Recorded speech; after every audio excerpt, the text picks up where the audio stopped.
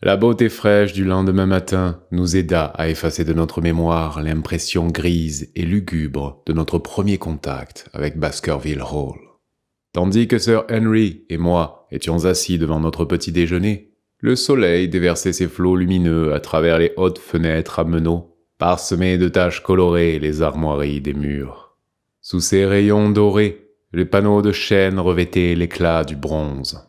Il était difficile de réaliser mentalement que cette pièce était celle qui nous avait tellement désenchantés la veille au soir. « Je crois que ce n'est pas la maison qui est à blâmer, mais nous. Nous étions fatigués par le voyage, gelés par cette promenade en voiture.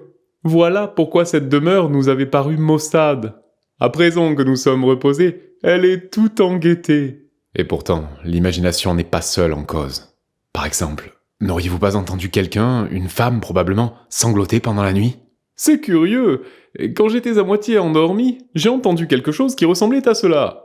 J'ai guetté un moment, puis plus rien. Alors j'ai conclu que c'était un cauchemar. Moi je l'ai entendu distinctement, et je suis sûr qu'il s'agissait bel et bien d'une femme qui sanglotait. Nous allons tout de suite demander. Il sonna et interrogea Barrymore.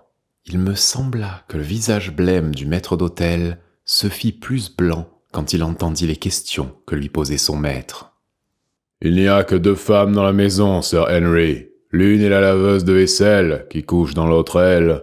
L'autre est ma femme, et je peux vous jurer qu'elle n'a pas pleuré. » Et pourtant, il mentait. Après déjeuner, le hasard fit que je rencontrai Madame Barrymore dans le couloir. Le soleil éclaira son visage. C'était une grosse femme sans expression, aux traits épais, la bouche serrée. Mais ses yeux étaient rouges, et ils me regardèrent entre des paupières boursouflées. C'était donc elle qui avait pleuré pendant la nuit. Et si elle avait pleuré, son mari devait le savoir. Cependant, il avait choisi le risque évident d'être démenti et il avait nié que ce fût sa femme. Pourquoi ? Et pourquoi avait-elle sangloté d'une façon aussi dramatique ? Déjà, autour de ce bel homme pâle à la barbe noire flottait une atmosphère de mystère et de ténèbres. C'était lui qui le premier avait découvert le corps de Sir Charles. Et nous n'avions que son témoignage pour toutes les circonstances qui avaient précédé et entouré la mort du vieillard. Était-il possible que ce Barrymore fût l'espion que nous avions aperçu en fiacre dans Regent Street ? La barbe pouvait être la même. Le cocher avait dépeint un homme relativement moins grand, mais il avait pu se tromper. Comment éclaircir décemment ce point ? La première chose à faire était d'aller voir le chef du bureau de poste de Grimpen et de vérifier si le télégramme test avait été bien remis à Barrymore en personne. Quelle que fût la réponse, j'aurais au moins un fait à rapporter à Sherlock Holmes. Sir Henry ayant de nombreux papiers à examiner après le petit déjeuner, j'avais donc le loisir de procéder à mon enquête. Ce fut une promenade plaisante de 7 kilomètres en bordure de la lande. Elle me mena finalement à un petit hameau gris. 2 maisons plus importantes que les autres étaient l'auberge et la demeure du docteur Mortimer. Le chef du bureau de poste, qui tenait l'épicerie du village, se souvenait fort bien du télégramme. « En effet, monsieur, le télégramme a été remis à Mr. Barrymore, comme vous m'en aviez prié. »« Qui le lui a remis ?»« Mon fils, James. »« Tu as remis le télégramme à Mr. Barrymore la semaine dernière, n'est-ce pas ?»« Ouais, pas, j'ai remis. »« En main propre ?»« Voilà, il était dans le grenier, je n'ai donc pas pu lui remettre en main propre. Mais je l'ai donné à Madame Barrymore, et elle m'a promis d'aller lui porter immédiatement. »« As-tu vu Mr. Barrymore ?»« Non, je vous ai dit qu'il était dans le grenier. »« Si tu ne l'as pas vu, comment sais-tu qu'il était dans le grenier ?»« Ben, sûrement que sa femme savait où il était. Est-ce qu'il n'a pas reçu le télégramme ? S'il y a faute, c'est à Mr. Barrymore de se plaindre. » Il me parut inutile de poursuivre l'enquête, mais il était clair que Holmes avait beau faire, nous ne détenions pas la preuve que Barrymore était ailleurs qu'à Londres ce jour-là. Supposons qu'il s'y soit trouvé. Supposons que le même homme avait été le dernier à voir Sir Charles vivant et le premier à filer le nouvel héritier dès son arrivée en Angleterre. Et alors ? Était-il un agent ? Avait-il un plan strictement personnel ? Quel intérêt pouvait-il avoir à persécuter la famille des Baskerville ? Je réfléchis à l'étrange mise en garde découpée dans un éditorial du Times. Était-ce son œuvre ou l'œuvre de quelqu'un qui cherchait à contrecarrer ses desseins ? Le seul motif concevable était celui qui avait été suggéré par Sir Henry.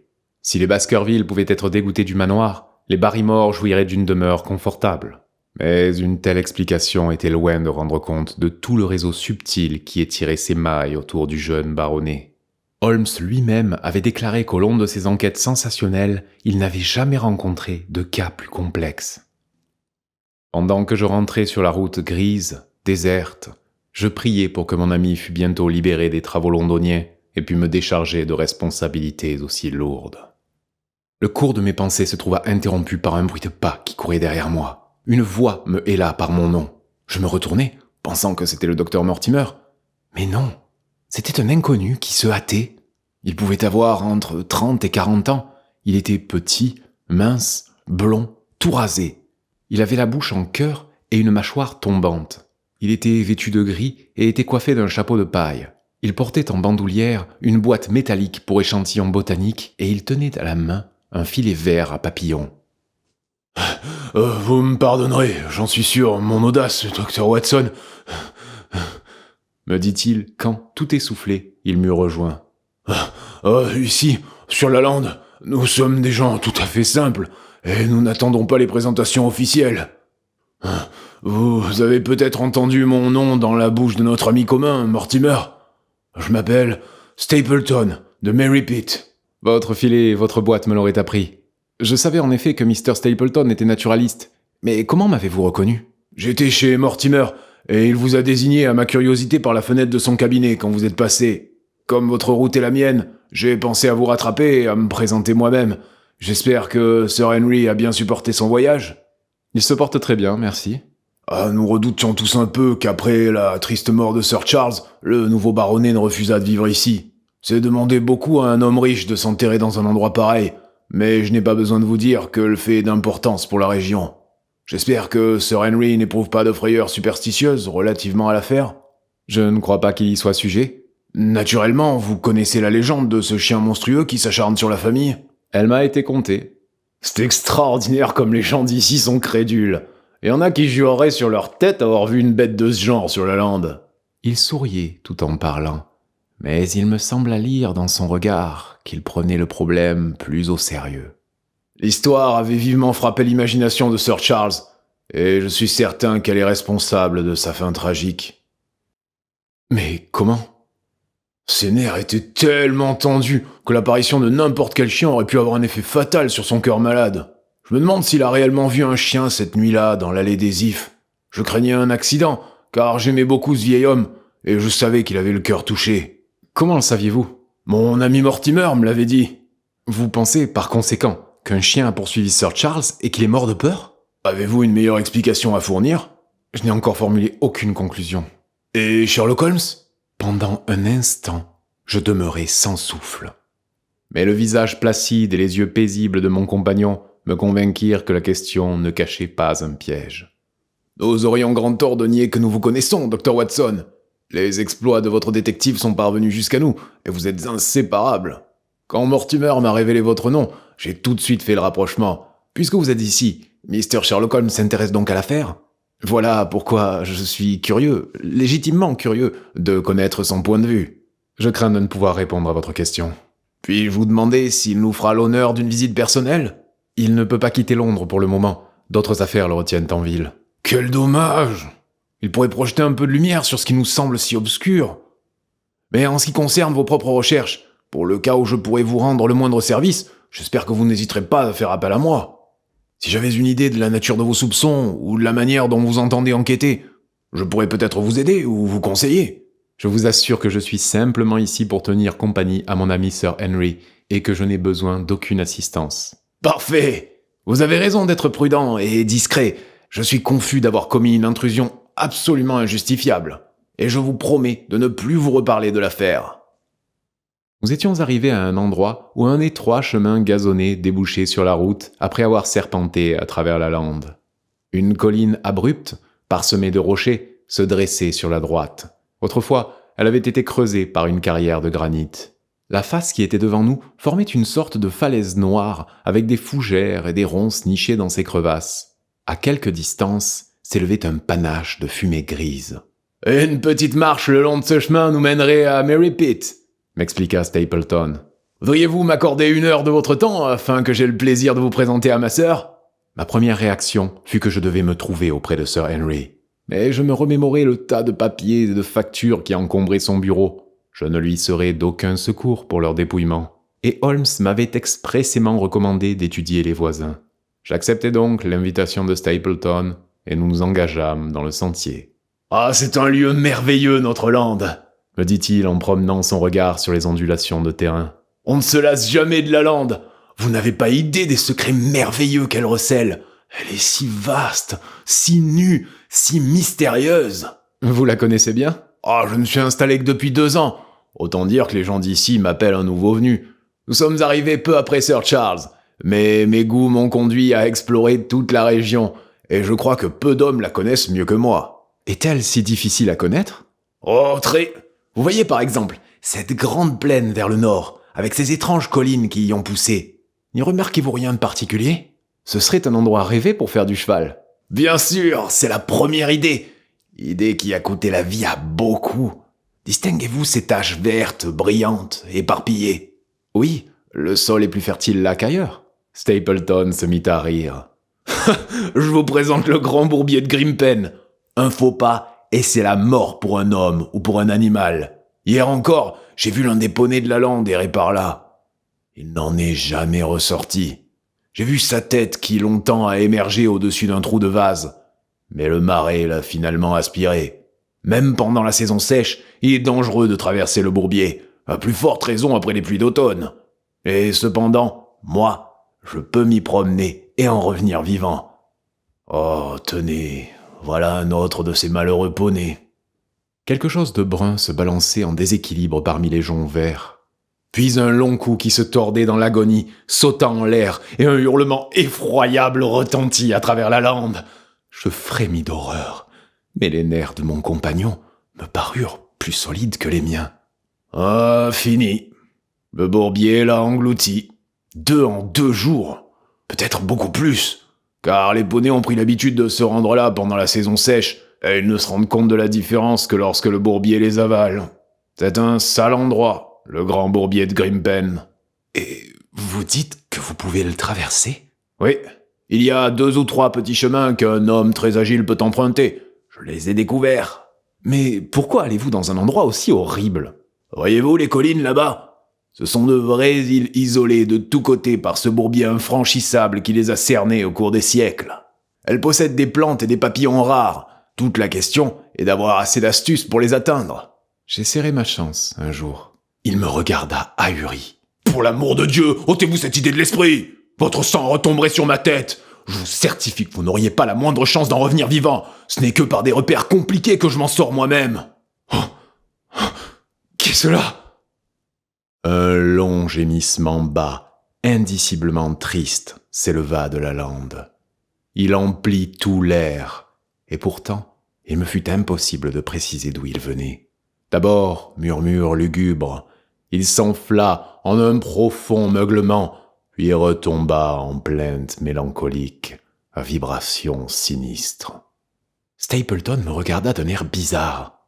« Un endroit étrange, cette lande. » « Mais qu'était-ce » ?»« Les paysans disent que c'est le chien des Baskerville qui réclame sa proie. Je l'avais déjà entendu 1 ou 2 fois, mais jamais aussi distinctement. » Je contemplais, avec le froid de la peur dans le cœur, cette immense plaine tachetée par des bouquets d'ajoncs. Rien ne bougeait, sauf 2 corbeaux qui croassaient derrière nous, perchés sur un roc. « Vous êtes un homme cultivé. Vous ne croyez pas de telles absurdités. Quelle serait, d'après vous, la cause d'un bruit aussi insolite ? » Parfois, les cerfs provoquent des sons curieux. Une précipitation ou un tassement de boue, ou une eau qu'ils font sourdre, ou je ne sais quoi. Non, c'était une voix vivante. Peut-être, après tout. Avez-vous déjà entendu le cri d'un butor ? Non. C'est à présent un oiseau très rare en Angleterre, pratiquement disparu. Mais sur la lande, tout est possible.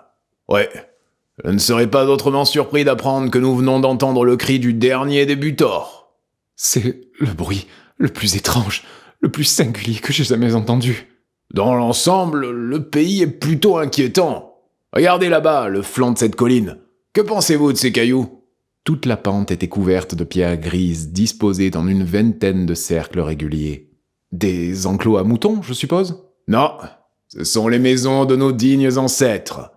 L'homme préhistorique vivait en colonie sur la lande, et comme depuis lors, personne ne l'a habité, nous trouvons ces petites installations telles qu'il les a laissées. Ce sont ces wigwams sans toit. On peut même voir son foyer et sa couche, si l'on a la curiosité d'y pénétrer. Mais c'est une vraie ville? Quand a-t-elle été habitée? Par l'homme néolithique. Pas de date. Que faisait-il? Il faisait paître ses troupeaux sur les pentes que vous voyez, et il apprenait à creuser pour trouver du fer, quand le glaive de bronze a commencé à affirmer sa supériorité sur la hache de pierre. Regardez la grande tranchée dans le flanc de l'autre colline. C'est l'une de ses traces. Oui, vous trouverez des tas de choses passionnantes sur la lande, Dr. Watson. Oh, excusez-moi un instant. Voilà sûrement un cyclopidé. Une mouche ou un petit papillon avait volté à travers notre sentier, et Stapleton se rua à la poursuite avec autant de rapidité que d'énergie. À mon vif déplaisir, la bestiole volait droit vers le grand bourbier, ce qui ne ralentit pas l'ardeur de ma nouvelle connaissance. Il bondissait derrière elle de touffe en touffe, en agitant son filet vert. Avec son costume gris et sa course en zigzag, tout en saut, il ressemblait à un gros papillon. Je m'étais arrêté pour assister à la chasse. J'admirais certes son agilité extraordinaire, mais je craignais qu'il ne fît le faux pas dont il avait parlé. Quand j'entendis un bruit de pas, je me détournai. Une femme déboucha sur le chemin. Elle venait de Mary Pitt, mais la déclivité de la lande l'avait dissimulée jusqu'à ce qu'elle arrivât presque à ma hauteur. C'était sans aucun doute mademoiselle Stapleton. On m'avait parlé de sa beauté, et il ne devait pas y avoir beaucoup de beauté sur la lande. Or, elle était très belle, cette femme qui s'approchait. Le frère et la sœur ne se ressemblaient guère. Stapleton était banalement neutre avec ses cheveux blonds et ses yeux gris. Par contre, je n'avais jamais vu Brune plus éclatante que sa sœur. Elle était grande et mince, racée. Sa figure était fine et si régulière de traits qu'elle aurait pu passer pour inexpressive sans la bouche sensible et les yeux d'un noir ardent. Ce visage parfait, au-dessus d'une robe élégante, constituait une bien étrange apparition sur ce sentier de la lande. Quand je me retournai, elle observait son frère, puis s'avança vers moi d'un pas vif. Je m'étais découvert et allais lui fournir quelques explications quand les mots qu'elle prononça me firent changer d'avis. « Allez-vous-en! Rentrez directement à Londres, tout de suite !» Je ne pus que la regarder, abasourdi. Ses yeux s'enflammèrent et elle tapa du pied avec impatience. « Pourquoi rentrerais-je ?»« Je ne peux pas vous l'expliquer. » Sa voix était grave, passionnée, avec un léger aisément. « Mais pour l'amour de Dieu, faites ce que je vous dis. Allez-vous-en et ne remettez jamais les pieds sur la lande. »« Mais je viens d'arriver. »« Voyons. Ne comprenez-vous pas quand on vous avertit pour votre bien ? Rentrez à Londres. Partez ce soir. Quittez à tout prix cet endroit. Silence, voici mon frère qui revient. Pas un mot de ce que je vous ai dit. Vous ne voudriez pas me cueillir cette orchidée là-bas, au milieu des prêles ? Nous avons sur la lande des orchidées à profusion, mais naturellement, vous êtes arrivés bien tard pour contempler toutes les beautés de ce pays. Stapleton avait renoncé à sa chasse, et il revenait vers nous, suant et soufflant. « Hello, Beryl !» J'eus l'impression que le ton n'était pas très cordial. « Eh bien, Jack, vous avez eu chaud ?»« Oui, je pourchassais un cyclopédie peu connu, qu'on trouve rarement à la fin de l'automne. Oh, je regrette fort de l'avoir manqué. » Il parlait négligemment, mais ses petits yeux clairs allaient sans cesse de la jeune fille à moi. « Ah, vous êtes présenté tout seul, à ce que je vois ?»« Oui, je disais à Sir Henry qu'il était arrivé bien tard pour admirer les véritables beautés de la lande. »« Mais à qui pensez-vous avoir parlé ? J'imagine que c'est à Sir Henry Baskerville ? » ?»« Non, je suis un modeste bourgeois, mais son ami. Je suis le Dr. Watson. » Le rouge de la confusion passa sur son visage expressif. « Dans notre conversation, il y a eu un quiproquo. »« Conversation qui n'a pas duré longtemps, » observa son frère, qui avait toujours les mêmes yeux interrogateurs. « J'ai parlé comme si le Dr. Watson habitait la région et n'était pas un touriste de passage. Sans doute, cela lui importe-t-il peu d'être en avance ou en retard pour les orchidées. Mais vous viendrez bien, n'est-ce pas, jusqu'à Mary Pitt ?» Nous y arrivâmes bientôt. C'était une morne maison de la lande, autrefois ferme d'un herbager qui avait été ravalé et aménagé en habitation moderne. Un verger l'entourait, mais les arbres, comme d'habitude sur la lande, étaient rabougris et noueux. Le site incitait à la mélancolie. Nous fûmes accueillis par un vieux domestique ratatiné, vêtu d'un manteau couleur rouille, qui semblait être le gardien de la maison. L'intérieur était composé de grandes pièces, meublées avec un goût dans lequel il me sembla retrouver quelque chose de mon hôtesse. Pendant que, par la fenêtre, je contemplais la lande interminable tachetée de granit, je me demandais tout naturellement ce qui avait poussé cet homme cultivé et cette jolie femme à s'enterrer dans un lieu aussi triste. « Nous avons choisi une étrange retraite, n'est-ce pas ?» lança-t-il comme s'il avait percé mes pensées. « Et cependant, nous nous arrangeons pour être presque heureux. Demandez à Beryl. »« Tout à fait heureux, » répondit-elle sans conviction. « J'avais un collège, dans le Nord. Pour un homme de mon tempérament, le travail y était mécanique, peu intéressant. Par contre, le privilège de vivre avec des jeunes, de façonner leurs esprits et d'y imprimer une petite part de mon caractère et de mes idées personnelles m'était très cher. Le destin nous fut contraire. Une grave épidémie décima le collège. 3 élèves moururent. L'établissement ne se releva jamais de ce coup du sort, et j'y perdis une grosse partie de mes capitaux.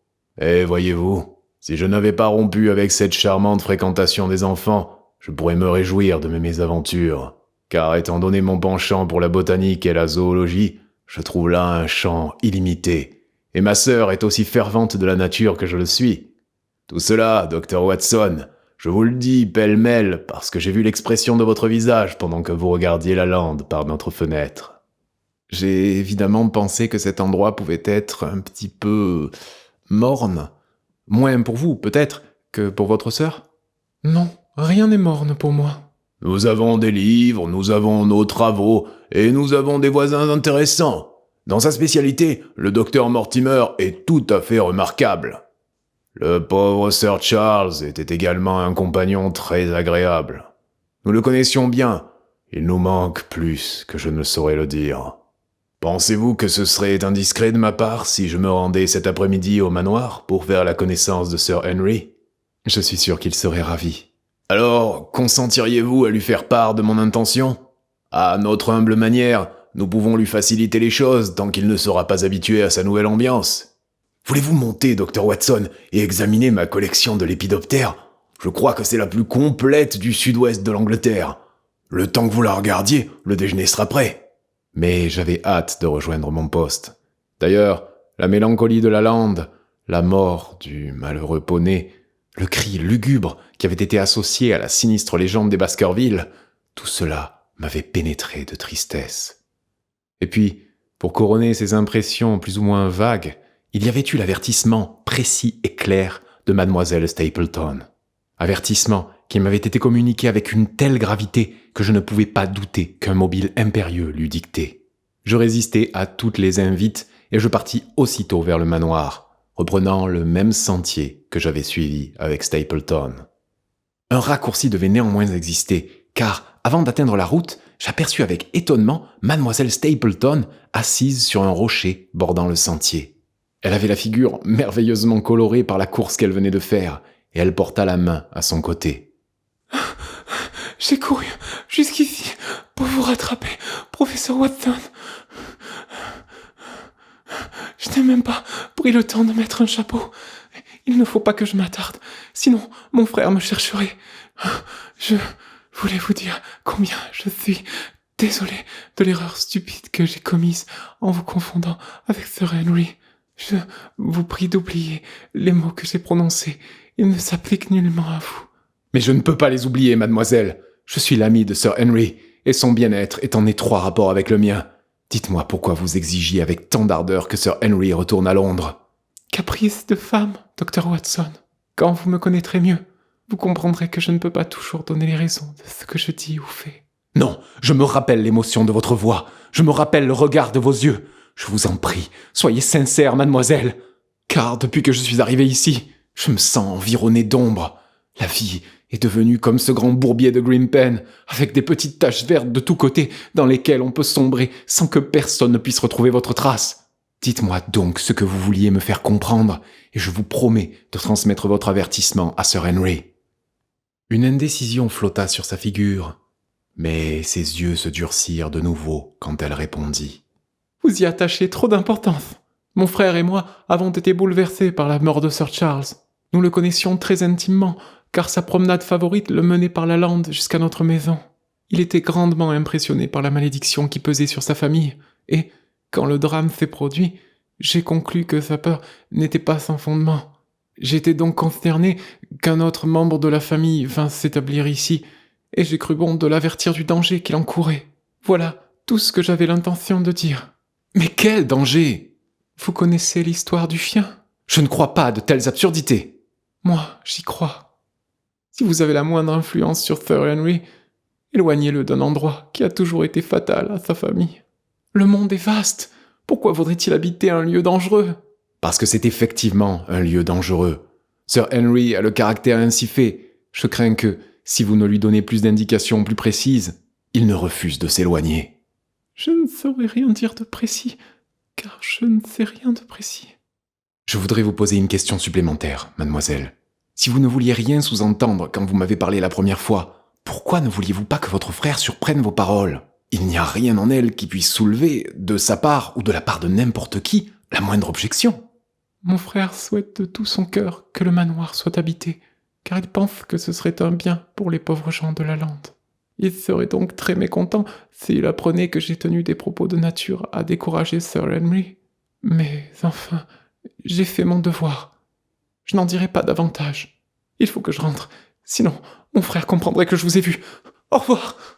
En quelques secondes, elle avait disparu derrière les rochers épars, et l'âme pleine de peurs indéfinissables. Je repris le chemin du manoir des Baskerville.